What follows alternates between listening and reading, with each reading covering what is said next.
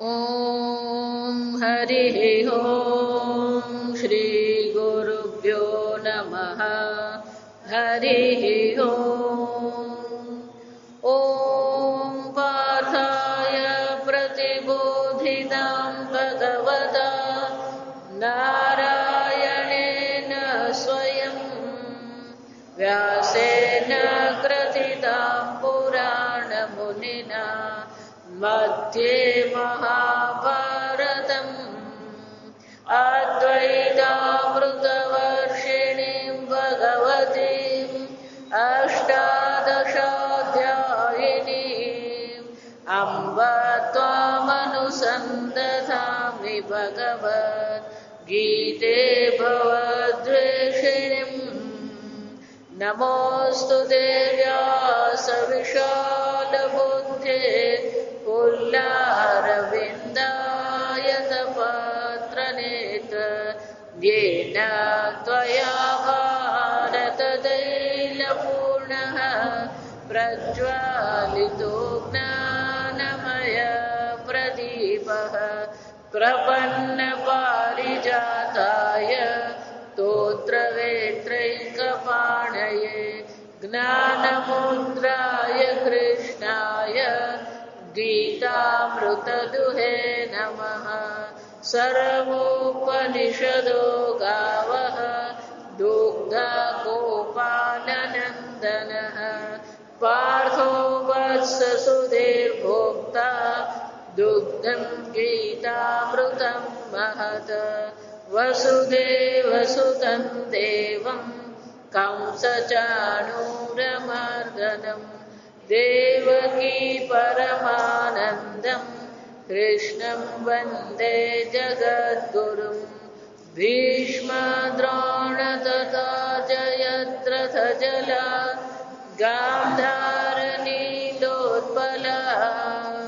शल्यग्राहवती कृपेण वहने कर्णेन वेलाकुला अश्वत्थामा दुर्योधनावर्तिनी सोत्तीर्णा खलु पाण्डवैरणनदी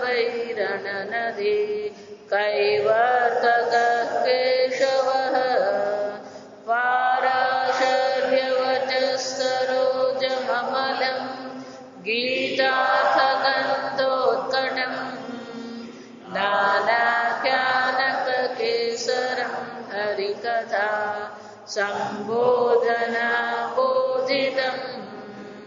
लोके सज्जनषट्पदैरहरः प्रेमीयमानं मुदा भूयात् भारतपङ्कजं कलिमल प्रध्वंसिन श्रेयसे। मूकं करोति वाचालं पङ्गुं लङ्घयते गिरिं यत्कृपातमहं वन्दे परमानन्दमाधवम्।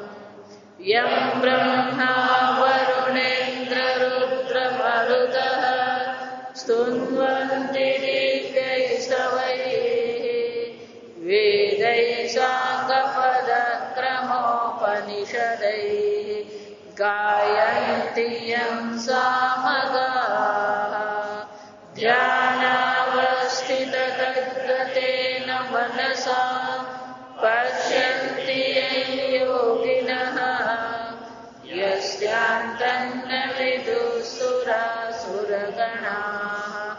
देवाय तस्मै नमः। ॐ सहनाववतु सहनौ भुनक्तु सह वीर्यं करवावहै तेजस्विनावधीतमस्तु मा विद्विषावहै।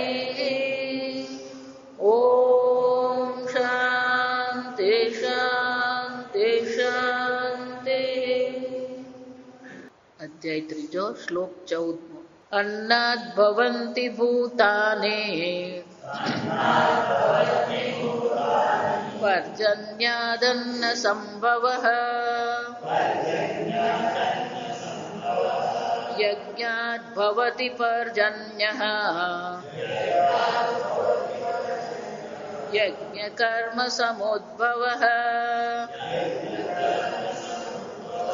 કર્મ બ્રહ્મોદ્ભવં વિદ્ધિ બ્રહ્માક્ષર સમોદ્ભવં તસ્માत् સર્વગતં બ્રહ્મ નિત્યં યજ્ઞે પ્રતિષ્ઠિતम् એવં પ્રવર્તિતં ચક્રમ નાનુવર્તયતિ હયઃ અઘાયુરિન્દ્રિય રામઃ મોઘં પાર્થ સ જીવતે યજ્ઞાદ ભવતિ પર્જન્યઃ યજ્ઞ કર્મ સમુદ્ભવઃ કર્મ બ્રહ્મોદ્ભવમ વિદ્ધિ. ભગવદ્ ગીતાનો મુખ્ય ઉપદેશ આ બે જ છે. આ સમજવા, ગોળ ફરીને ક્યાં તો જ્ઞાન પર આવીને ઊભા રહી જાય અથવા ગોળ ફરીને કર્મ પર આવીને શું છે અટકી જાય. જ્ઞાન એ આપણા જીવનનું લક્ષ્ય છે, કર્મ એ આપણું જીવન છે. મનુષ્ય જીવન મળ્યું એટલે કર્મ ત્યાં આવીને ઊભું જ રહી જાય. કે સર્વને જન્મથી કર્મ કરવાની શું છે સ્વતંત્ર સંકલ્પ શક્તિ છે. જો સ્વતંત્ર સંકલ્પ શક્તિ છે તો પછી નિર્ણય કોણે કરવાનો છે? નિર્ણય તમારે કરવાનો. જો સમજો, બધા જ એમ કહેતા હોય ના ભગવાન જેમ રાખે એમ અમે તો રહીએ. જો આ સમજ, ભગવાન રાખે એમ રહેતા હોય ને તો ઉબાડિયું ખાવાની જરૂર નથી ને જલેબી ખાવાની જરૂર નથી. આ સમજ, અને લગ્નમાં જવાની કોઈ જરૂર નથી. તમારો ઘર કોઈ લગ્ન અટકી પડે નહીં અને કોઈ લગ્નમાં ખાવાનું વધવાનું નથી. તમે નહીં જાઓ ને તો આ સમજો. સ્વતંત્રતા આપણને છે.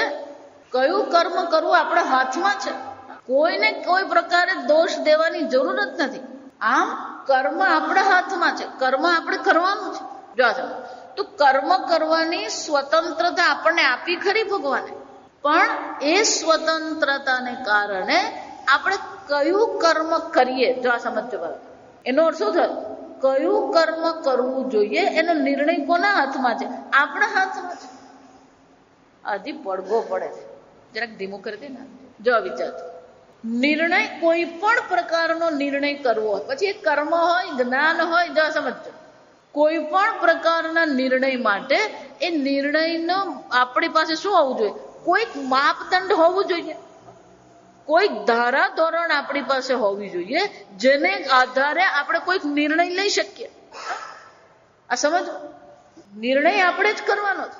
કર્મ આપણા હાથમાં જ છે, પણ કયું કર્મ કરવું, કયું કર્મ ન કરવું, કયું કર્મ કરવાથી મને પુણ્યની પ્રાપ્તિ થશે, કયું કર્મ કરવાથી મારું કલ્યાણ થશે, કયું કર્મ કરવાથી મારા જીવનમાં નુકસાન થશે, એ નિર્ણય કરવો પડે. અને એટલે ભગવાન આગળ કહે છે કર્મ બ્રહ્મોદ્ભવમ વિદ્ધિ.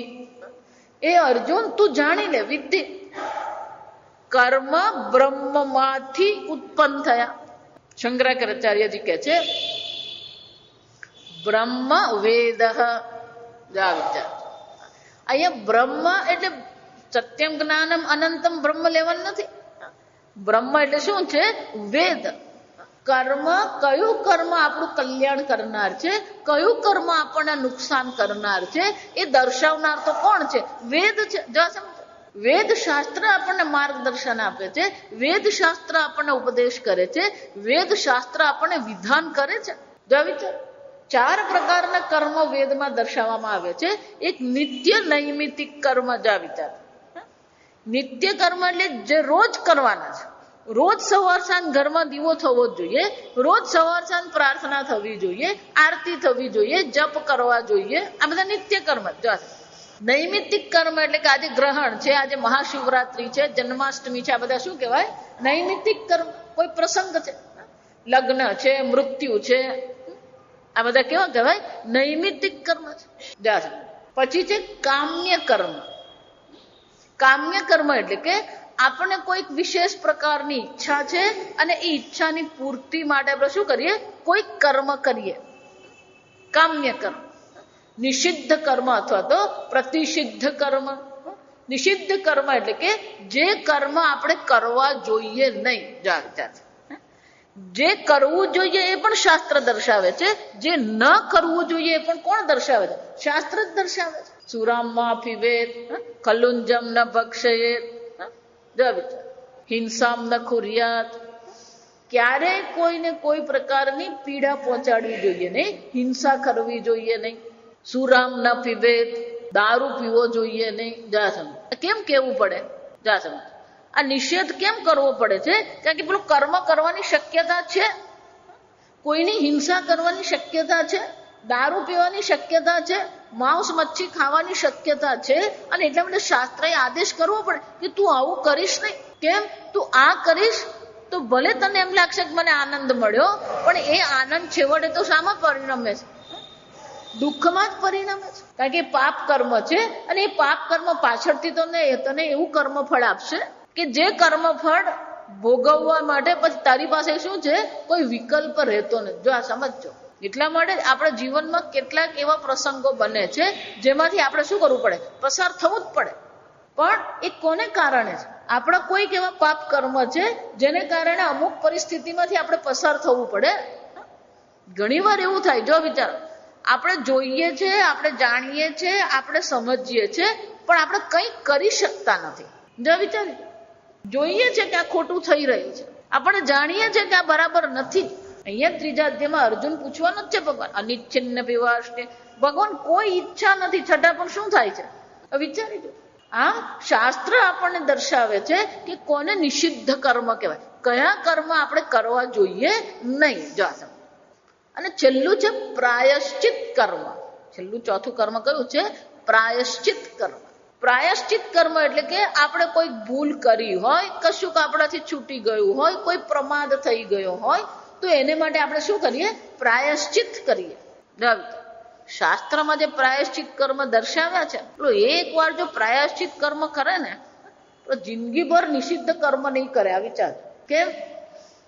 કે પેલું નિષિદ્ધ કર્મ કરવામાં જે સુખ મળે અને પછી જે પેલું પ્રાયશ્ચિત કરવું પડે ને, જો વિચારજો. એમ નહીં માનતા કે સોરી કહી દીધું એટલે કામ પતી ગયું. શાસ્ત્ર સોરીથી પતાવતું નથી. આ સમજવાનું. અર્જુને પેલી એક આ મહાભારત જે છે ને, આ બધા આને માટે જ છે. નિત્ય કર્મ કોને કહેવાય, નૈમિતિક કર્મ કોને કહેવાય, એ કર્મ કરીએ તો આપણા જીવનમાં કેવા કેવા પ્રસંગોમાંથી પસાર થવું પડે. જો વિચાર, નિત્ય કર્મ સંધ્યાવંદના કરવાની જ હોય. કૃષ્ણ ભગવાન પણ એમના જીવનમાં સવાર સાંજ શું કરતા હતા? સંધ્યાવંદના કરતા હતા. પાંડવો પણ સંધ્યાવંદના કરતા હતા, નિત્ય કર્મ કરતા જ હતા. એટલે કૃષ્ણ ભગવાને પેલી 16,000 શું કર્યું? 16,100 જે પેલી રાજકન્યાઓ હતી એને છોડાવી. સમજો, નરકાસુર. નરકાસુરે આ બધીને શું કરી? બંદી બનાવી હતી. આ બધી રાજકન્યાઓને છોડાવવામાં આવી. રાજકન્યાઓ કહે કે ભગવાન અમે કોને શરણે જઈએ, અમને કોણ સ્વીકારવાનું? ત્યારે ભગવાન કે જેને કોઈ સ્વીકારતું નથી એને કોણ સ્વીકારે છે? હું સ્વીકારું છું. ભગવાને એક સાથે 16,100 સાથે શું કર્યું? વિવાહ કર્યા. એ વિવાહ કર્યા એટલું જ નહીં, બધાને એક સરખા મહેલ બનાવ્યા. પછી એવું કહેવાય છે કે દરેકને ત્યાં 8 પુત્ર ને 1 પુત્રી હતા. પુત્ર કે પુત્રીનો જન્મ થાય એને શાસ્ત્રમાં વૃદ્ધિ સૂતક કહેવાય. મૃત્યુ થાય એને શું છે? ક્ષય છે. તો વૃદ્ધિનું પણ સૂતક લાગે. ભગવાન કે 16,108 છે એટલે રોજ જ શું હોય? અને સૂતક હોય તો પેલું સંધ્યાવંદના થાય નહીં. જો સમજો, નિત્ય કર્મ શું થઈ જાય? બંધ થઈ જાય. દીવાબત્તી કરવાના હોય નહીં, પેલું રોજનું થઈ ગયું. જો એટલે ભગવાને પેલા રાજગુરુને બોલાવ્યા, પંડિતોને બોલાવ્યા, ઋષિ મુનિઓને બોલાવીને પૂછ્યું. જો સાંભળજો, એક વસ્તુ યાદ રાખો, કોઈ પણ નિયમ હોય એમાં અપવાદ હોવાનો જ. આ સમજો, કોઈ પણ નિયમ હોય પણ એમાં શું હોય? અપવાદ. પણ એ અપવાદ આપણે પોતાને નહીં ગણવાનો. જો સમજો, વિશેષ પ્રકારની પરિસ્થિતિ હોય તો જ પછી અપવાદ લાગુ પડે. એટલે બધા ઋષિ મુનિઓ પંડિતોએ ભગવાનને કીધું જેને કે રોજ સૂતક હોય ને એને સૂતક લાગે જ નહીં. જા સમજો, એનો અર્થ શું થયો? રોજ સંધ્યા વંદના કરવાની જ છે. જો આ ગ્રહણ આવે ને, ગ્રહણ હોય એટલે ઘરમાં જેટલું પણ રસોઈ કરેલું ભોજન હોય બધું શું કરવાનું હોય? કાઢી નાખવાનું હોય. જો સાંભળો, એમાંય પેલો અપવાદ છે. પેલો કંદોય હોય ને, કંદોય, એને તો પેલો કિલો બંધ બધી મીઠાઈ બનાવી હોય. હવે ગ્રહણ આવે તો એને બધી મીઠાઈ શું કરવાની? ફેંકી દેવાની. જો વિચાર, એને તો ફક્ત શું કરવાનું? પેલી દૂરવા બધે મૂકી દેવાની, એટલે એનું પતી જાય. અને શું કહેવાય? કોઈ પણ નિયમ હોય એમાં શું હોવાનો? અપવાદ હોય જ. પણ એનો અર્થ એવો નથી. બસ એટલે ભગવાનને પણ રોજ સૂતક લાગતું હતું. ભગવાનને શું કહી દીધું? તમને કોઈ સૂતક લાગતું જ નથી. રોજ શું કરવાની? સંધ્યા વંદના કરવાની. મહાભારતના યુદ્ધનું પણ જે 18 દિવસ યુદ્ધ થયું, ત્યાં પણ તમે જુઓ તો વર્ણન તો એ જ રીતે કે સવારે ઉઠીને પાંડવો ને બધા શું કરતા હતા? સંધ્યા વંદના કરે અને પછી જ આગળ કામ ચાલે. સાંજે પેલો સૂર્યાસ્ત થઈ ગયો, આવીને સ્નાન વિધિ કરી, સંધ્યા વંદના કરી, ભોજન કર્યું અને પછી જ બધી ચર્ચા વિચારણા થતી હતી કે આવતીકાલે યુદ્ધ નીતિ શું હશે. આમ નિત્ય કર્મ છે, નૈમિતિક કર્મ છે, કામ્ય કર્મ છે, નિષિદ્ધ કર્મ છે અને શું છે? પ્રાયશ્ચિત કર્મ છે. પણ આ બધા કર્મ ક્યાંથી આવ્યા? બ્રહ્મોદ્ભવમ વિદ્ધિ. અર્જુન, તું જાણી લે કે આ બધા કર્મ ક્યાંથી આવે છે? કર્મનું વિધાન કરનાર શાસ્ત્ર છે. શાસ્ત્ર નિર્ણય કરે છે કે આને સત્કર્મ કહેવાય, શાસ્ત્ર નિર્ણય કરે છે કે આને દુષ્કર્મ કહેવાય. જાઓ, તમે એને સત્કર્મ કહો એટલે એ સત્કર્મ બની નહીં જાય. તમે એમ માનતા હોય કે મેં દાન કર્યું, પણ એ દાન સત્કર્મ છે કે દુષ્કર્મ તો ઉપરવાળો જ જાણતો હોય. આજકાલ જે બધું ચાલે ને, અનેક લોકો પેલા અન્ન ક્ષેત્ર ખોલીને બેઠા છે. સારી વસ્તુ છે, દાન કરી રહ્યા છે, ત્યાં બધું આવવાનું છે. દાન કરીએ તો પણ કોને? પાત્રે ચ, દેશે ચ, કાલે ચ. વિશેષ દેશ હોય, વિશેષ કાળ હોય અને વિશેષ શું હોય? પાત્ર. એ વ્યક્તિ ભિક્ષા લેવા માટે, અન્ન પ્રાપ્ત કરવા માટે શું હોવું જોઈએ? પાત્રતા એનામાં હોવી જોઈએ. જો વિચાર, તમે કોઈકને દાન કરો, પણ એ દાન કરીને તમે જો એને પરાવલંબી બનાવી રહ્યા છો તો પછી તમે શું કરી રહ્યા છો? જો વિચાર, કોઈને અન્ન ક્ષેત્ર ખોલીને પછી પેલા ભિખારીઓ બધા લાઈનમાં ઉભા રહી જાય. જો વિચાર, તેનો અર્થ શું થાય? તમે એની તામસિકતા જે છે, એનું આળસ જે છે, એમાં શું કરી રહ્યા છો? તમે એની આળસાઈને પ્રોત્સાહન આપી રહ્યા છો. એના બદલે તમે કોઈ કામ ઊભું કરો, એ લોકોને કામ કરાવો અને કામના બદલામાં શું કરો? આપો તમે અન્ન એને.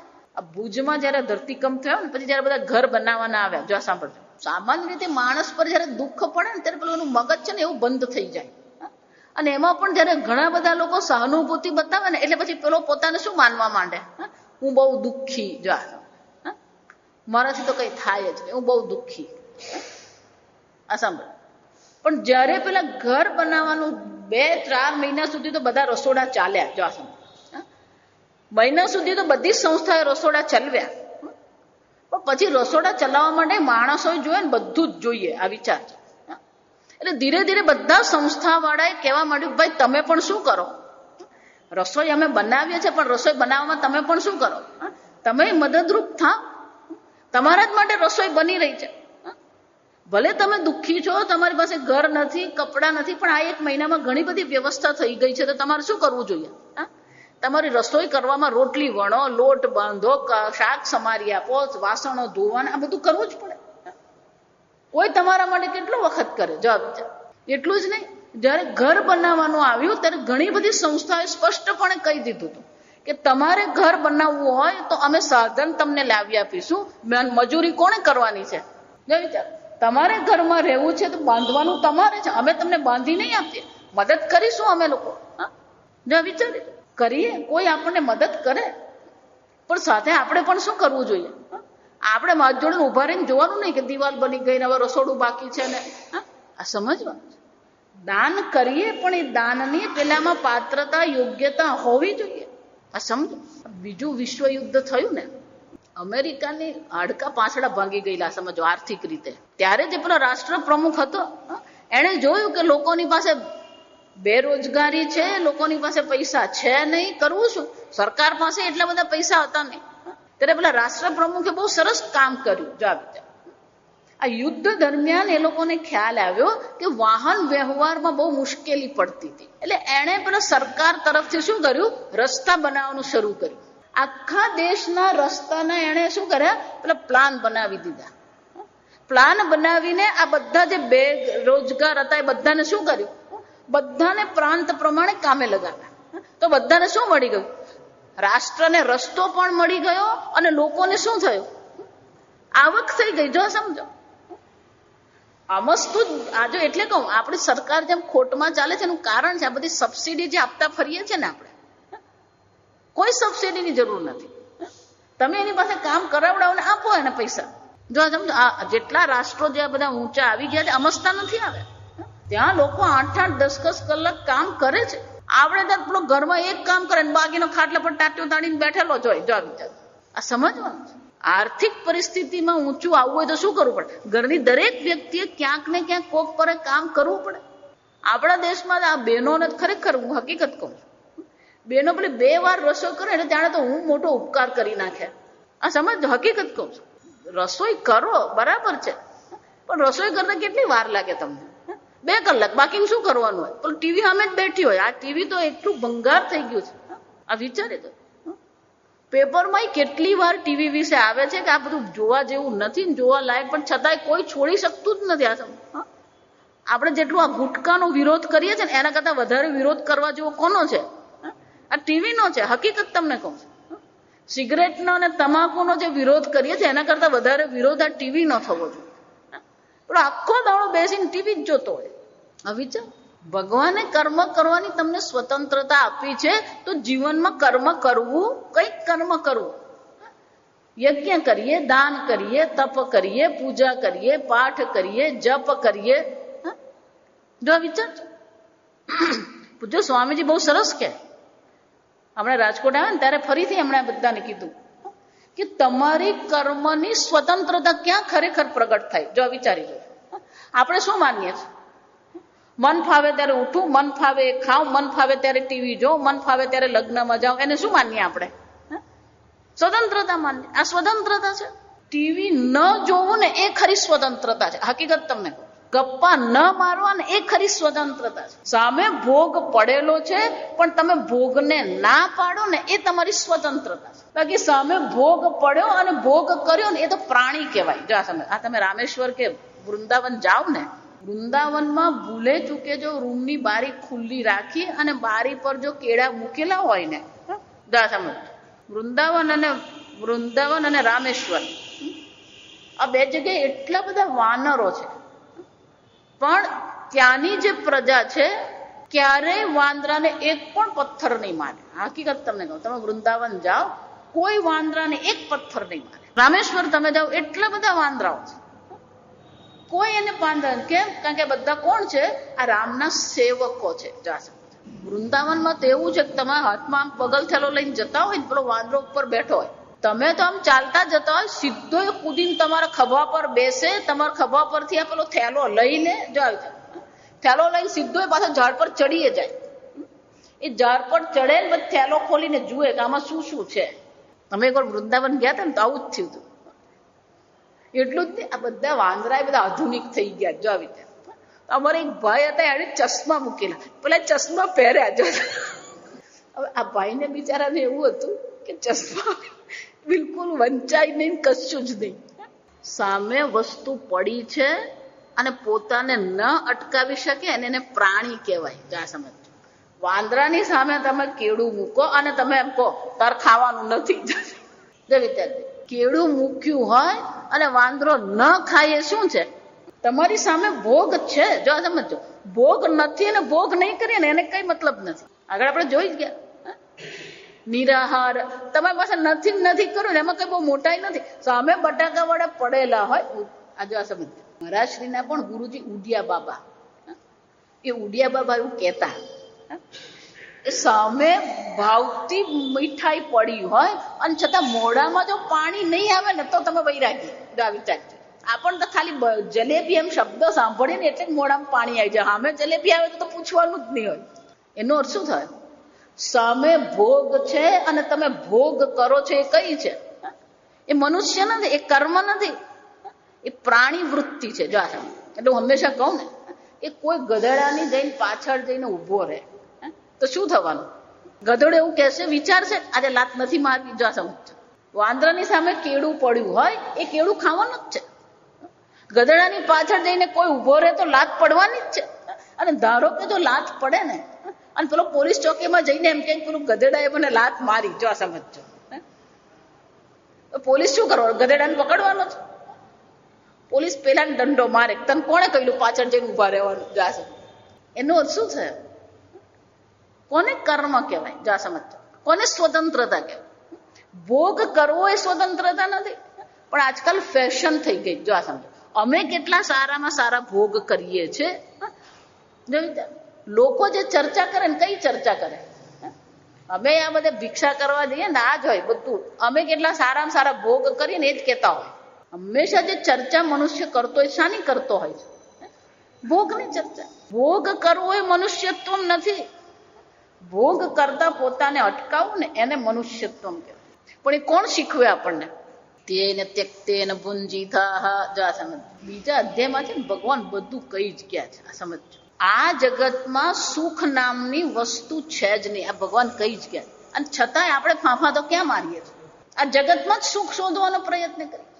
આ જગતમાં જ આપણે ભોગ કરવાનો પ્રયત્ન કરીએ છીએ. ભગવાન કે આ જગત નામની વસ્તુ છે જ નહીં. નાસતો વિદ્યતે ભાવ. આ જગત છે જ નહીં. એટલે છે જ નહીં, પણ તને કોણ દુઃખી કરે? જાવ તો આમ નહીં કેવું, તમને કેમ ખબર પડે?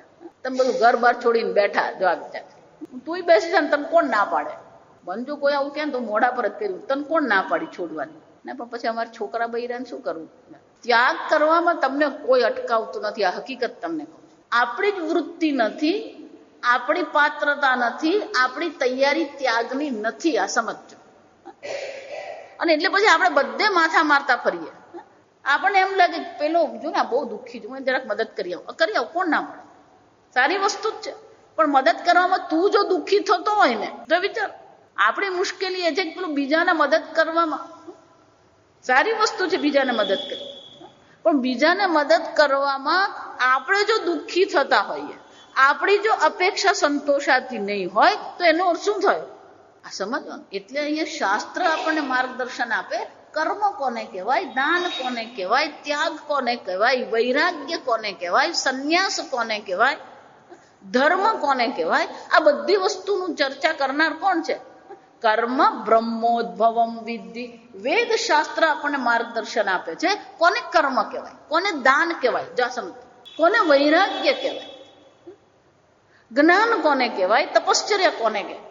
સમજવાનું. કર્મની સ્વતંત્રતા છે, ભોગની સ્વતંત્રતા છે, પણ ભોગ ન કરીએ. એટલા માટે હંમેશા કહું કે ધર્મની વ્યાખ્યા શું છે? ધર્મ એટલે આપણે પોતાને અટકાવીએ. આપણે પોતાને અટકાવી શકતા જ નથી. બોલી શકીએ એમ છે, છતાં ન બોલવું ને એને શું કહેવાય? ધર્મ કહેવાય.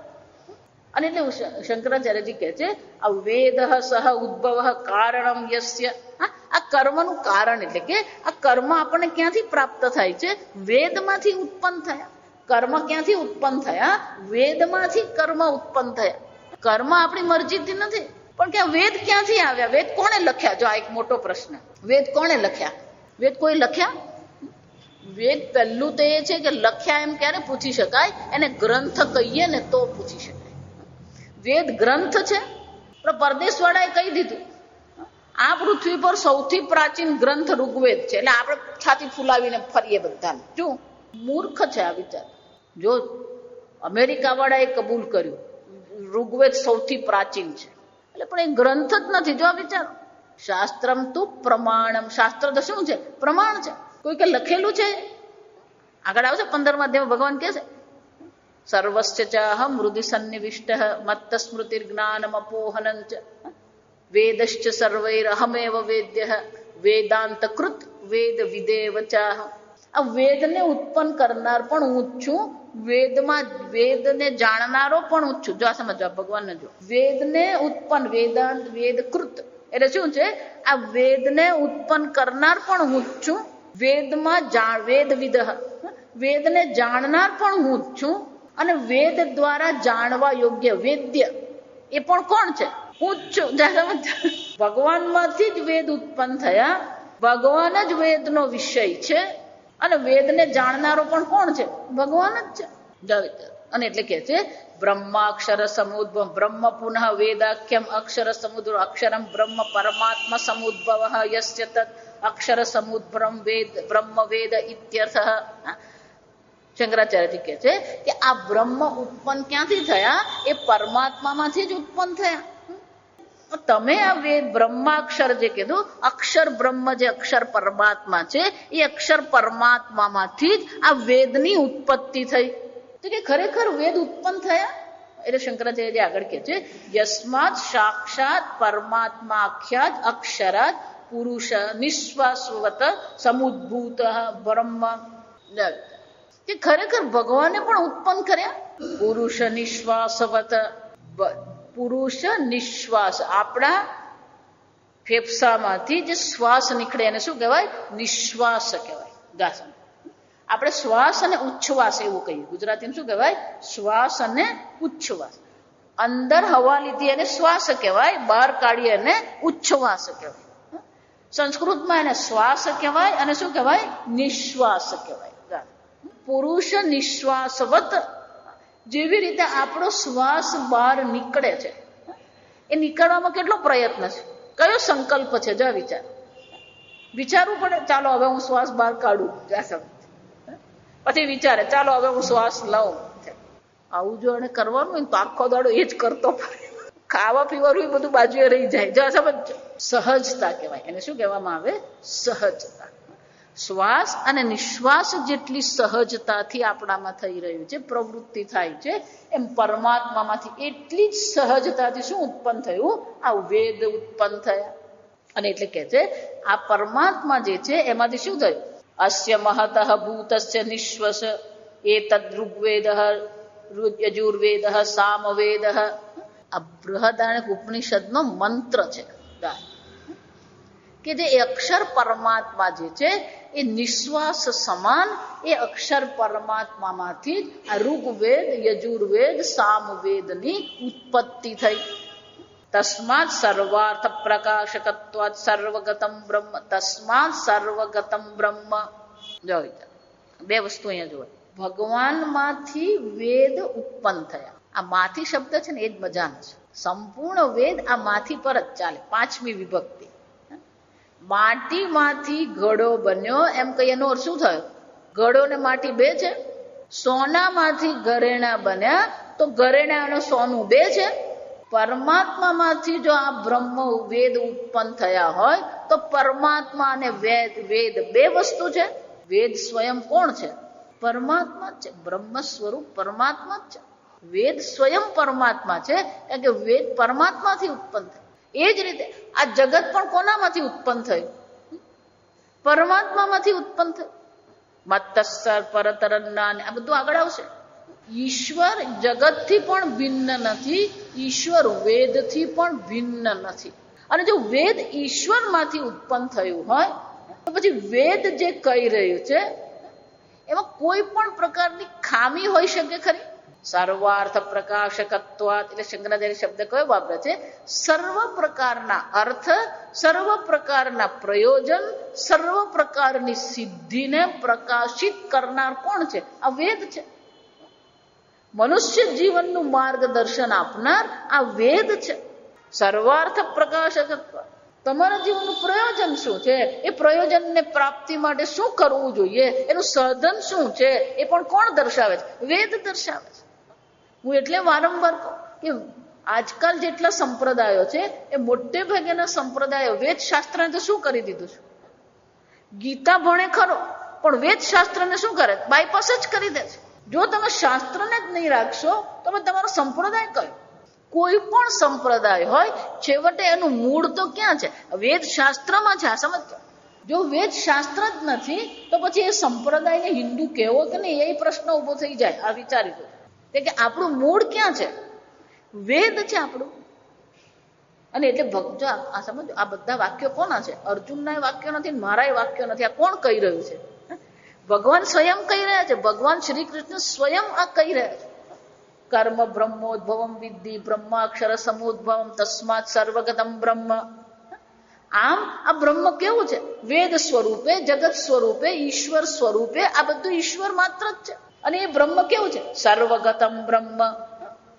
સાતમા આસમાનમાં નથી બેઠો ભગવાન. જો વિચાર, સર્વને પ્રકાશિત કરનાર. જો આ સમજો, સર્વ અર્થ પ્રકાશન કહે ને, અર્થ શબ્દનો અર્થ પદાર્થ પણ થાય. જો આ સમજો, અર્થ એમ કહીએ એનો અર્થ શું થાય? વસ્તુ એવું કહેવાય. આપણે એને શું કહીએ? વસ્તુ. તો કે આ જગતમાં જેટલી પણ વસ્તુઓ જે છે એ વસ્તુને સત્તા અને સ્ફૂર્તિ પ્રદાન કરનાર કોણ છે? તમે એમ કહો કે આ ગુલાબ બહુ સુંદર છે. જો વિચાર, આ ગુલાબ તમે જે જોઈ રહ્યા છો, સુંદર મજાનું ગુલાબ છે, એની સુગંધ પણ સરસ છે, પણ એની સુંદરતા કોને કારણે છે? એ તો માતાજી મારા બાગનો ગુલાબ છે, તારા બાગનો ગુલાબ છે. જો વિચાર, વિચાર, ગુલાબનો છોડ જે છે એ તને પૂછીને એમ કે આજે ગુલાબ ઉગાડું નહીં ઉગાડું? જો પૂછવા આવ્યો તમને? આ વિચાર, ગુલાબની ઉત્પત્તિ ઈશ્વર છે, ગુલાબની સત્તા ઈશ્વર છે, ગુલાબની સ્ફૂર્તિ પણ કોણ છે? અને પ્રકાશિત કરનાર કોણ છે? ઈશ્વર છે. તસ્ય વાસા સર્વમિદમ વિભાતિ. એ પરમાત્માના પ્રકાશથી સંપૂર્ણ જગત પ્રકાશિત થઈ રહ્યું છે. એ પરમાત્માના અસ્તિત્વથી જ સંપૂર્ણ જગતનું અસ્તિત્વ છે. સર્વને સત્તા અને સ્ફૂર્તિ પ્રદાન કરનાર કોણ છે? એ પરમાત્મા છે. તસ્માત સર્વગતમ બ્રહ્મ. આમ આ ગુલાબ ઉત્પન્ન કરનાર તો પરમાત્મા છે. એટલે જ કહું છું, આપણે ગુલાબ ભગવાનને ચડાવે તો આપણને શું લાગે? આજે તો બહુ સરસ ગુલાબ ભગવાનને ચડાવે. આ ભગવાન ભોળો છે, હકીકત તમને કહું. એક ગુલાબ ઉગાડે, જો આ સમજો, અને તમે જઈને એ ગુલાબ એને ચડાવો અને તમે માનો કે મને પુણ્ય મળે. જો આ સમજો, ખરેખર પુણ્ય કોને મળવું જોઈએ? તમને મળવું જોઈએ, ભગવાનને મળવું જોઈએ. પણ ભગવાન ભોળો છે એટલે એ શું કરતો? એ પુણ્ય તમને આપે. જો આ સમજો, જો અહંકાર કરવો હોય તો કોણે અહંકાર કરવો જોઈએ? ભગવાને અહંકાર કરવો જોઈએ. મેં આ ગુલાબ ઉગાડ્યું. જો આ સમજો, આપણા પુસ્તકો લખે ને, પેલો પેઇન્ટિંગ બનાવે ને, પછી નીચે શું કરે? બીજી શર્મા. જો આ સમજો, પેલું નામ લખેલું હોય. એમ ભગવાન અહીંયા લખ્યું? પરમાત્મા લખેલું છે ક્યાંક? ગુલાબનું અસ્તિત્વ પણ કોણ છે? ઈશ્વર છે. ગુલાબનો પ્રકાશક પણ કોણ છે? ઈશ્વર છે. અને ગુલાબ તમે જોઈ રહ્યા છો એ પણ શું છે? તમારી દર્શન ક્રિયા પણ કોણ છે? ઈશ્વર છે. એ દ્રષ્ટા પણ કોણ છે? ઈશ્વર છે. એ દ્રશ્ય પણ કોણ છે? ઈશ્વર જ છે. સર્વગતમ. સર્વગતમ એટલે બધું જ ઈશ્વર છે. દ્રષ્ટા પણ ઈશ્વર છે, દ્રશ્ય પણ ઈશ્વર છે, દર્શન ક્રિયા પણ કોણ છે? ઈશ્વર માત્ર છે. એનો અર્થ શું થાય? સર્વગતમ બ્રહ્મ. એ બ્રહ્મ કેવું છે? સર્વગત, સર્વવ્યાપી છે, સર્વને પ્રકાશિત કરનાર છે. જો આટલું સમજાય છે ને તો કલ્યાણ થઈ જાય. આ સમજો, આ વિચાર. અહીંયા જે કઈ છે સર્વ શું છે? ઈશાવાસ્ય ઈદગુમ સર્વમ. ઈશ્વર માત્ર છે. તસ્માત સર્વગતમ બ્રહ્મ. અને જો અહીંયા જે કઈ છે ઈશ્વર છે, તો પછી ઈશ્વરની આરાધના કરવામાં પણ આપણને શું હોવું જોઈએ? આનંદ હોવો જોઈએ. પણ નામ બોલતા બોલતા ઊંઘી જાય છે.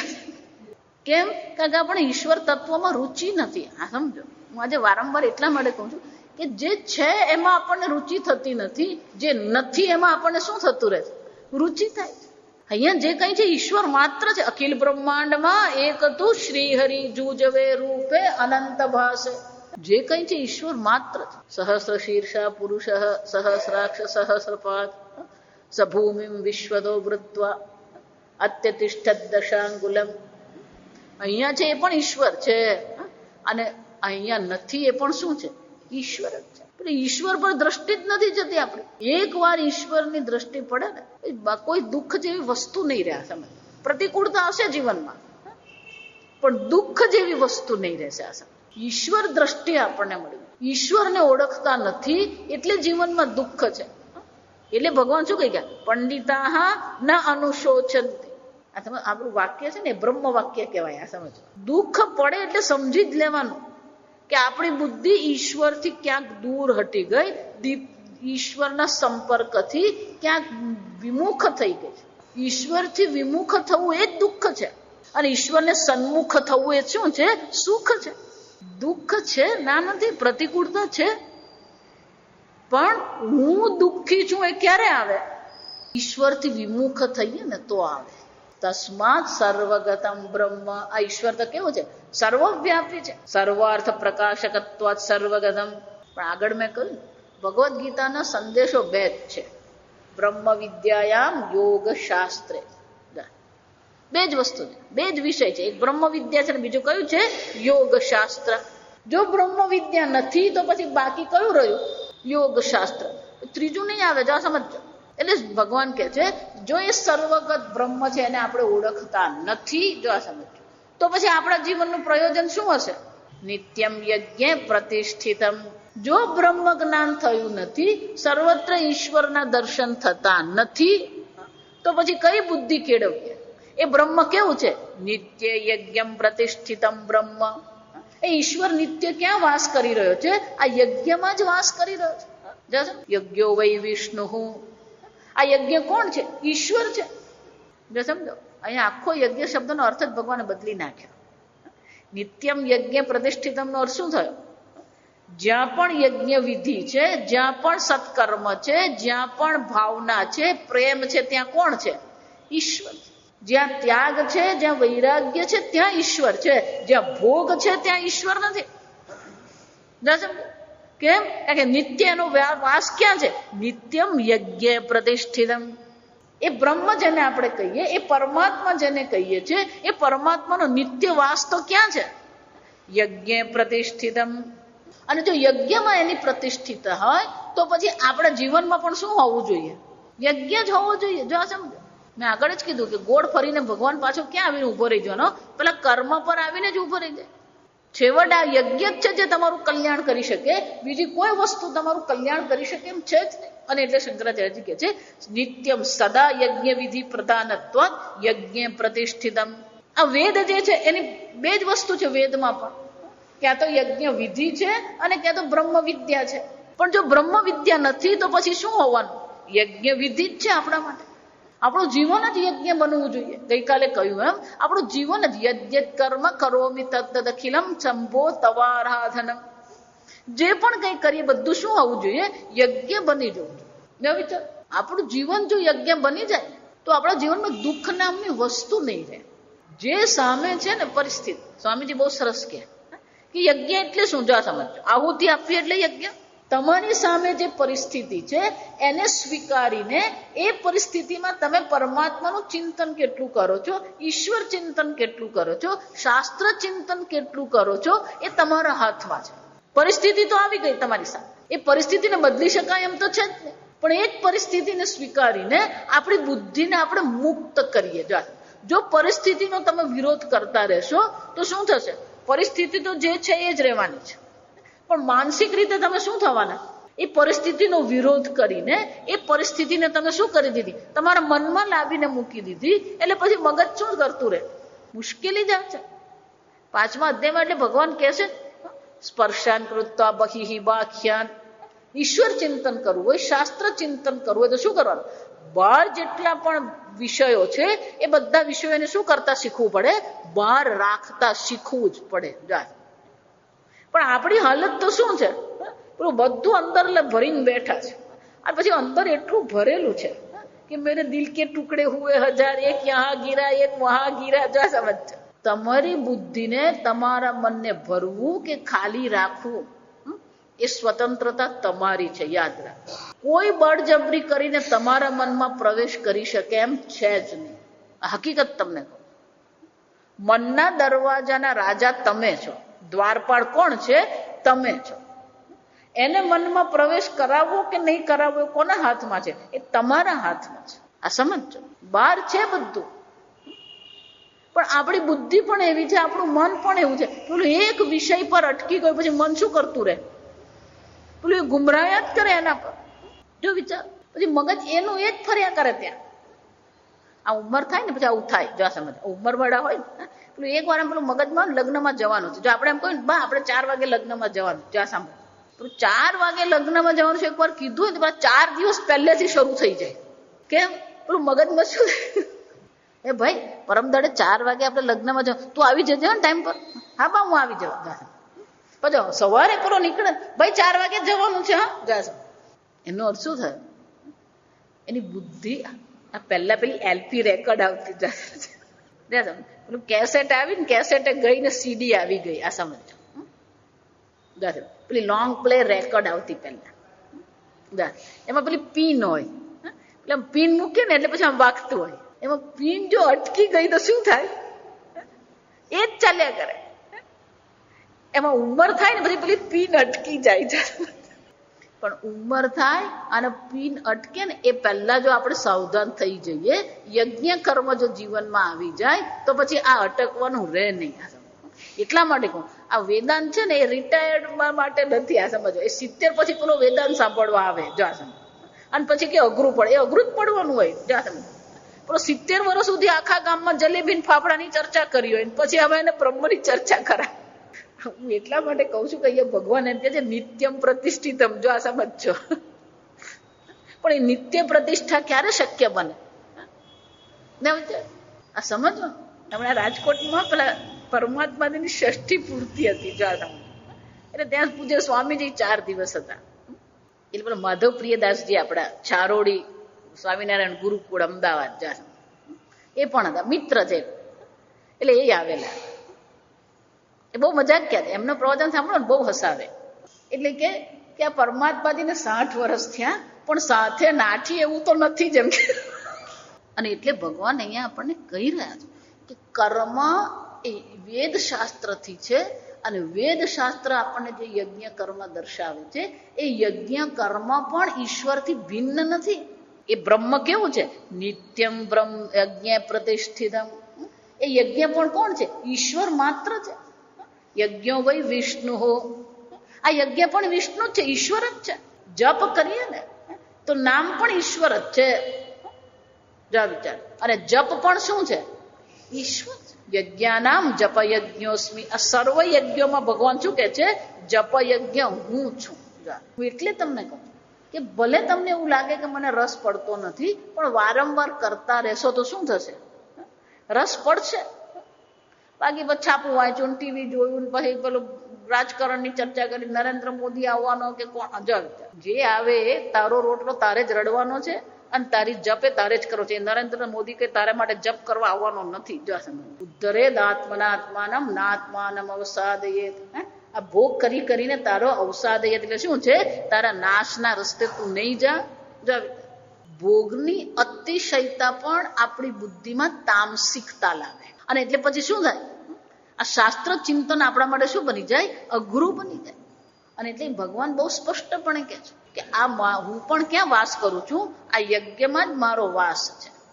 અને શું થયો? આપણું જીવન જ યજ્ઞ બનવું જોઈએ. હવે સાંભળો, આમ ભગવાને આપણે 2 શ્લોકમાં બહુ સ્પષ્ટપણે કહી દીધું કે અર્જુન, આ જીવન છે. કર્મ એ તારું જીવન છે, યજ્ઞ એ તારું જીવન છે. અને આ જગત ચક્ર આ પ્રકારથી શું છે? ચાલી રહ્યું છે. જા સમજ. એવમ પ્રવર્તિતં ચક્રમ. આ જગત ચક્ર અર્જુન આ પ્રકારથી ચાલી રહ્યું છે. ભગવાન મારે જે કરવું એ હું કરું. ન અનુવર્તયતિ હયઃ.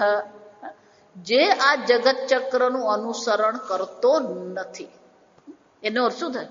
આ જગત ચક્ર જે ચાલી રહ્યું છે એનું અનુસરણ કરવાને બદલે શું કરતો હોય? આ ઘણા લોકો એવા એટલે જે કહે ને એ ના જ પાડે. જો આ સમજ, એ લોકોની આદત જ એવી. એને કોઈ પણ કંઈ કહે ને એટલે પેલું ના જ એના મોઢામાંથી નીકળે.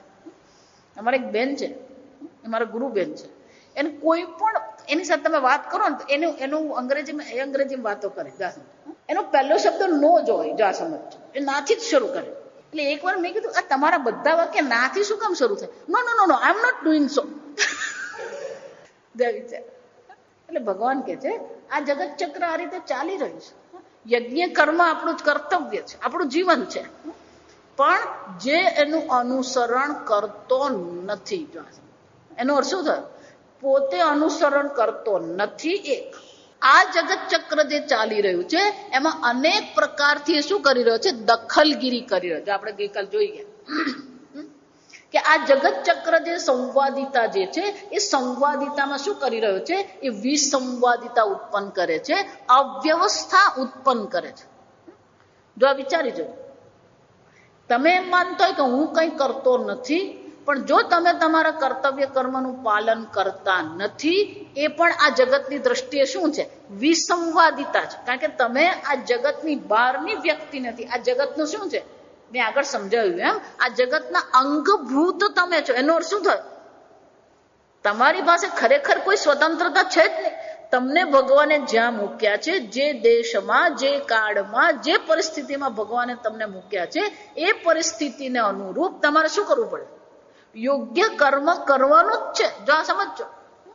તમે જો એમ માનતા હોય કે કર્મ નહીં કરીએ ને ચાલશે, ન અનુવર્તયે, જે એનું અનુસરણ કરતો નથી, જો આ વિચાર, એનો અર્થ શું થયો? ખરેખર કર્મની સ્વતંત્રતા છે ખરી? જ્યાં વિચાર, એકવાર મનુષ્ય શરીર મળ્યું પછી શું છે? કોઈને કર્તવ્ય કર્મમાંથી શું છે? મુક્તિ ભગવાન આપતા જ નથી. નિયતમ કુરુ કર્મત્વમ કર્મજ્યાયો કર્મણઃ. અર્જુન, તું તારો નિયત કર્મ એટલે કે દેશ કાળ અને પરિસ્થિતિને અનુરૂપ જે કરવા યોગ્ય છે શું છે? તું કરતો રહે. મહારાજ શ્રી એવું કહેતા, अपने आप को कभी निकम्मे मत रखो. जो आ समझ, નિકમ્મે મત રખો એનો શું થયું? કંઈક ને કંઈક કરો તમે. 3 મિત્રો હતા, રજા હતી ને એટલે કે ચાલો આપણે તિથલ પિકનિક કરવા જઈએ. એટલે પછી કે પણ ત્યાં જઈને ખાવાનું શું કરશું? એટલે પેલો એકે કીધું કે હું બટાકાનું શાક ને પૂરી લઈ આવીશ. પેલો બીજો કે હું પુલાવ લઈ આવીશ, દહીં લઈ આવીશ. ત્રીજો કે હું મારા ભાઈને લઈ આવીશ. શું થયું? બધા કંઈક કંઈક વાનગી લઈ આવે તો આપણે પણ શું કરવાનું હોય? કંઈક લઈ જવાનું હોય. જે સમજ, આમ આ જગત ચક્ર ચાલી રહ્યું છે. દરેક એમાં શું કરવાનું છે? અનુવર્તનમ કરવાનું છે. એનો શું થયો? તમને ભગવાને જે દેશ કાળ પરિસ્થિતિ આપી છે એમાં કંઈક ને કંઈક તમારે શું છે? તમારું કોન્ટ્રીબ્યુશન એને કહેવાય, તમારો ફાળો નોંધાવવાની આવશ્યકતા છે. ભગવાન કહે છે જો તમે તમારો ફાળો નોંધાવતા નથી, જો આ સમજો. ભગવાન છે ને છેવટે 11 વર્ષ સુધી તો ગોકુળમાં રહેલા. આ સમજો, ગોકુળમાં એટલે પેલું ભરવાડ. જો આ સમજો, એટલું ભરવાડગીરી કરેલી અમને. એટલે બાળપણમાં જે સંસ્કાર પડે ને એ જાય નહીં. આ સમજો. એટલે ભગવાનને જયારે મોકો મળી જાય ને એટલે પછી બોલે ને એ પછી કોઈ છોડે નહીં. જો આ સમજો. એટલે ભગવાન કહે છે જે આ જગત ચક્રનું અનુસરણ કરતો નથી, જે યજ્ઞ કર્મ કરતો નથી, માત્ર ભોગ પ્રધાન જીવન જીવી રહ્યો છે. કોણ છે? અગાયુ ઇન્દ્રિય રામ મોગમ પાર્થ સજીવતી. જો સમજો, અત્યાર સુધી બહુ શાંતિથી સમજાયું. હવે શું કરે? હાથમાં લાકડી જ લીધી. આ વિચાર, અગાયુ એનું જીવન શું છે? પાપ માત્ર છે. જો આયુષ્ય એટલે એનું જીવન. જે આ જગતમાં ફાળો નોંધાવતો નથી, જે નિત્ય કર્મ કરતો નથી, જે યજ્ઞ કર્મ જીવનમાં કરતો નથી, માત્ર ને માત્ર ભોગ કરી રહ્યો છે, એનું જીવન જ શું છે? પાપ માત્ર છે. જો આ વિચાર છે. આગળ તો એમ જ કહ્યું કે જે ભોગવે છે એ પાપ છે. હવે તો ભગવાન શું કહે છે? એનું આખું ને આખું આયુષ્ય શું થઈ ગયું? પાપ બની ગયું. જો હું વારંવાર એટલે કહું છું, ભોગની પ્રધાનતા એટલે પાપ છે. સમજો કેમ? ઇન્દ્રિય રામ નતું આત્મા રામ. એને આત્મામાં કોઈ રુચિ થતી નથી. એ શામાં પડેલો છે? ઇન્દ્રિય રામ. દક્ષિણ ગુજરાત છે ને ખરેખર ઇન્દ્રિય રામ જ છે. આ સમજવા. સુરતનું જમણ ને કાશીનું મરણ. જેટલી સિઝન આવે ને એ સિઝન પ્રમાણે શું થાય? જો આ હકીકત તમે અહીંયા જ જન્મ્યા ને અહીંયા જ રહો ને એટલે તમને બહુ ખબર નહીં પડે. તમે બીજે જાઓ ને પછી ખબર પડે. અહીંયા તમે જો ને દર 2 મહિને આપણે ત્યાં વાનગી શું થતી હોય જો બદલાય જ જાય. હવે આ શિયાળો શરૂ થયો એટલે પછી પેલું અડદિયું ને પછી પેલું મેથીના લાડુ ને જો વિચાર પછી હવે ઊંધિયું શરૂ થશે, પછી પેલો પોંક શરૂ થશે, પછી પોંકના વડા. પોંક ચાલુ. જો આ સમજ, આ વખતે પોંકે રેકર્ડ તોડેલો છે. આ સમજ 360 રૂપિયા કિલો. આ વિચારી જોજો, 360 રૂપિયા કિલો પોંક. આ વિચાર. પેલી હાફૂસ કેરી એટલામાં નહીં મળે. પણ તોય સુરતી લાલા શું કરવાનો છે? એ કોઈ પોંક ખાર્યા વગર રહેવાનું નથી. આ સમજ. અને એમાં વલસાડ એટલે પેલું ઉબાડ્યું. આ જેમ દરેક શેરીના ખૂણા પર પેલું ઉબાડ્યું હોય જ. ભોગની પ્રધાનતા અનેક પ્રકાર. ભગવાન એમ નથી કહેતા ભોગ નહીં કરો. આ સમજ. પણ શું છે? ભોગની પણ એક મર્યાદા હોય છે. ઇન્દ્રિય રામ. એ ફક્ત કોના માટે જીવી રહ્યો છે? પોતાની ઇન્દ્રિયોને સંતુષ્ટ કરવા માટે જે જીવન જીવે છે. લોક કલ્યાણ કરવું, જગત કલ્યાણ કરવું એ તો એનો વિષય જ નથી. ઇન્દ્રિય રામ. તો પછી એ જીવન તો જીવે છે. મોઘમ પાર્થ સજીવતી. એનું જીવન શું થઈ ગયું? વ્યર્થ છે. એટલે કે એને મનુષ્ય શરીર મળ્યું છે પણ જીવન તો કેવું છે? એનું પ્રાણી સમાન છે. મનુષ્ય જીવન એનું છે જ નહીં. એનું જીવન કેવું છે? પ્રાણી સમાન છે. આગળ આપણે આવતીકાલે ಓಂ ಸ್ವಸ್ತಿ ಪ್ರಜಾಭ್ಯಃ ಪರಿಪಾಲಯಂತಾಂ ನ್ಯಾಯೇನ ಮಾರ್ಗೇಣ ಮಹಿಂ ಮಹೇಶಾಃ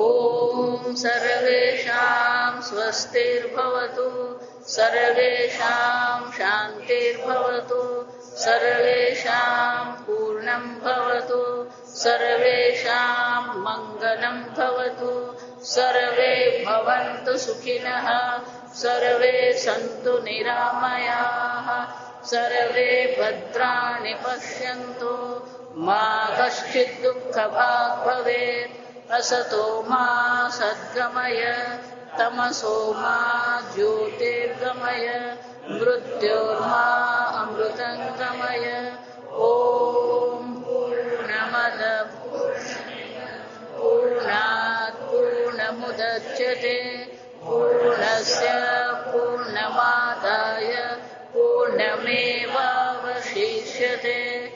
ओम शांति शांति शांति हरि ओम श्री गुरुभ्यो नमः हरि ओम।